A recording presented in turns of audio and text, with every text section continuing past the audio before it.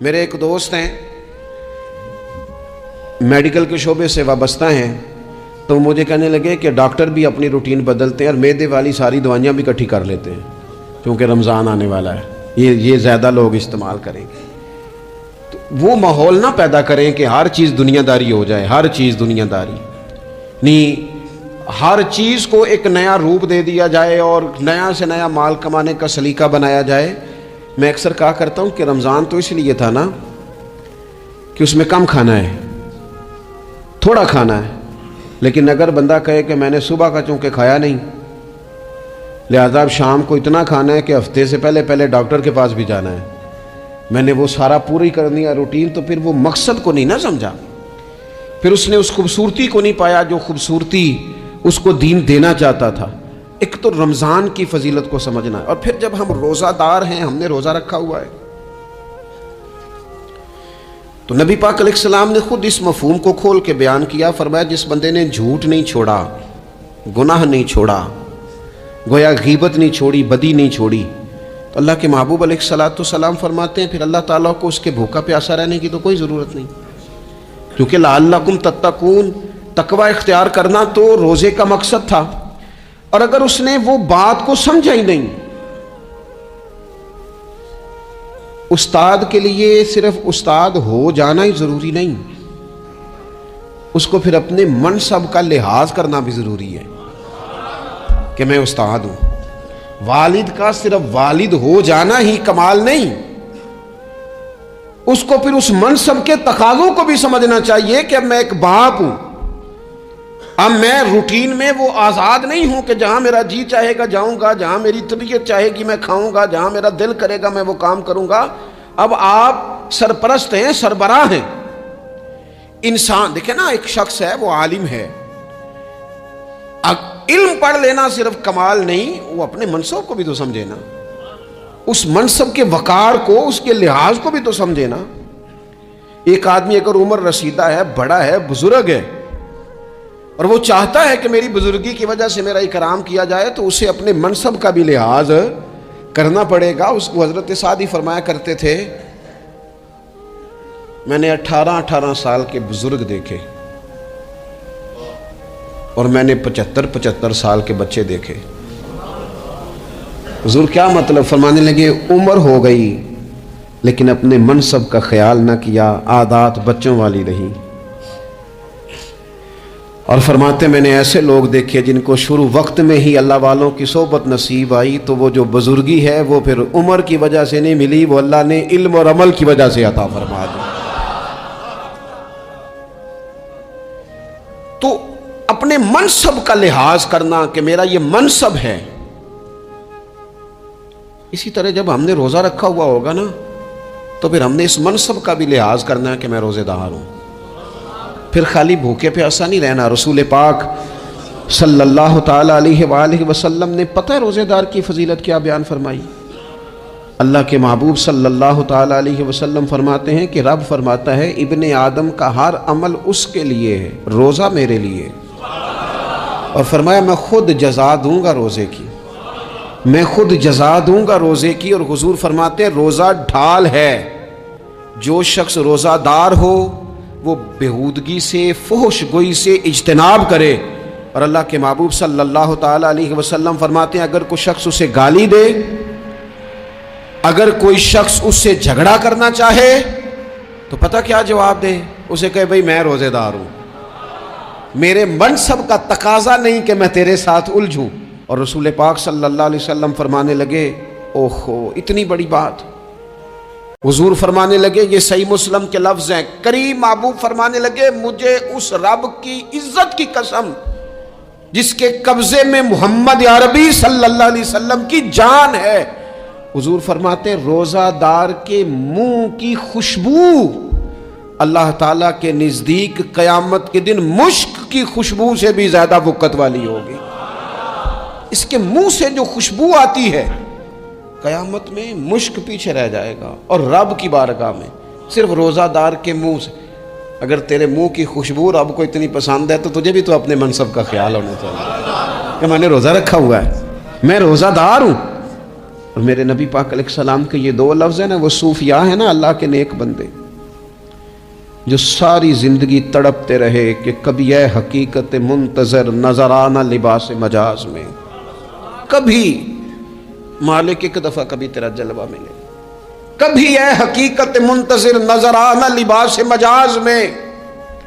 لاکھوں سجدے تڑپ رہے ہیں میری جبین نیاز میں، اور جو ساری زندگی کہتے رہے کہ ہم تو عمر دراز مانگ کے لائے تھے 4 دن، 2 آرزو میں کٹ گئے، 2 انتظار میں،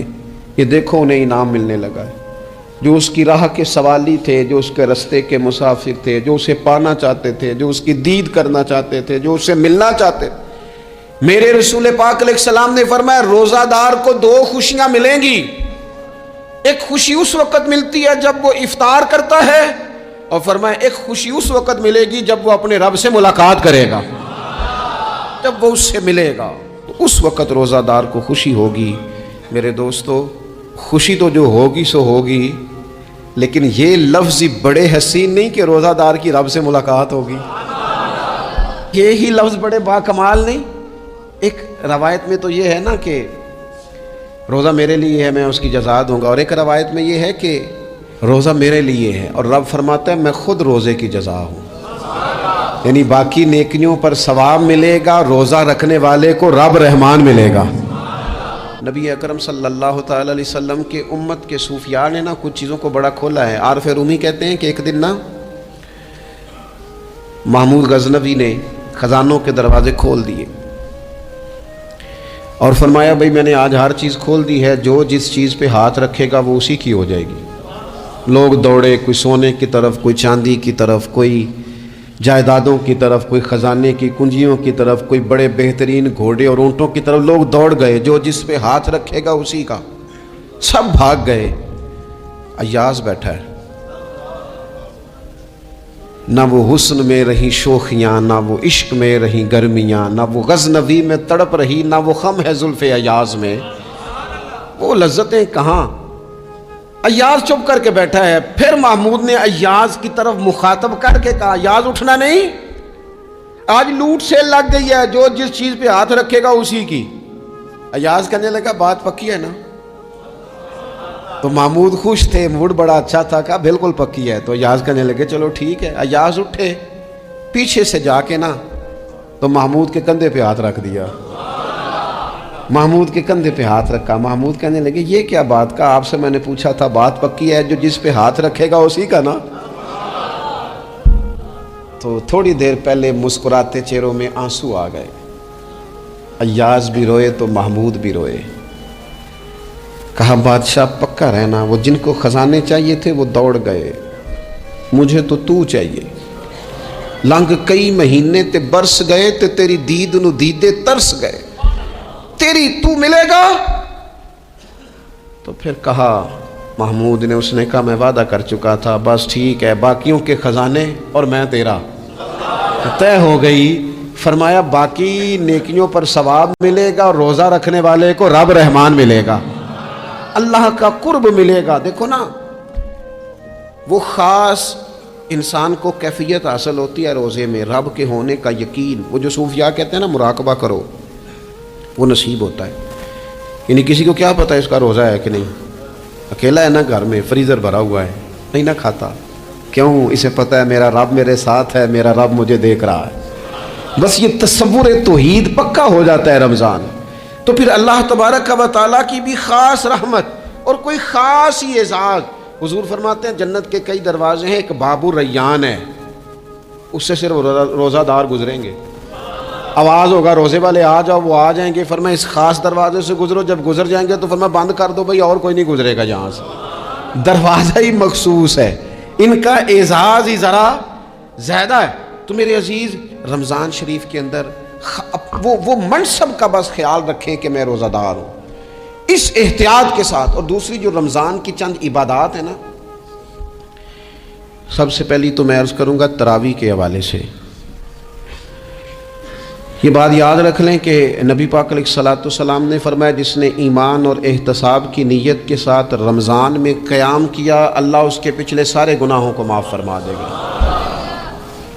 اور ایک مقام پر نبی پاک صلی اللہ تعالیٰ علیہ وسلم نے بیان کیا، یہ مشکات میں موجود ہے، حضور فرماتے ہیں رمضان اور قرآن دونوں قیامت کے دن بندے کی شفاعت کریں گے۔ رمضان کہے گا یا اللہ میں نے اسے دن بھر کھانا کھانے سے باز رکھا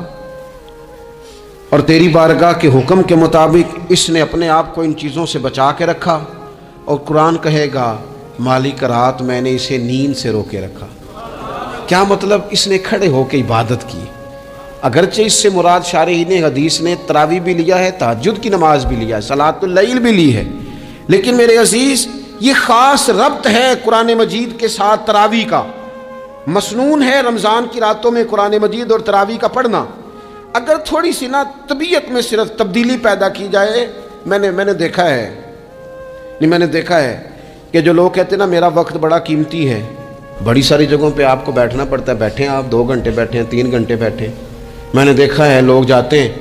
کسی دفتر میں تو رات کو ہی چلے جاتے ہیں، اس علاقے میں کھڑے ہیں، پاسپورٹ کے دفتر کھڑے ہیں، شناختی کارڈ کے دفتر کھڑے ہیں، امیگریشن کی لائنوں میں کھڑے ہیں۔ کچھ ذہن تو بنائیں کہ میں نے رات کھڑے رہنا ہے اور اپنے رب کی عبادت کرنی ہے۔ تراویح کو ذرا ذوق سے آپ اگر تھوڑا ارادہ کر لیں گے نا، یعنی کوئی ایسا مشکل کام نہیں، میری تو رائے یہ ہے کہ پہلے 3-4 دن ذرا جم کے ذہن بنائیں اور تھوڑا سا نا روٹین کو بدلنے کی کوشش نہ کریں۔ جس امام صاحب کے پیچھے تراویح شروع کریں کوشش کریں ساری وہیں پڑھیں۔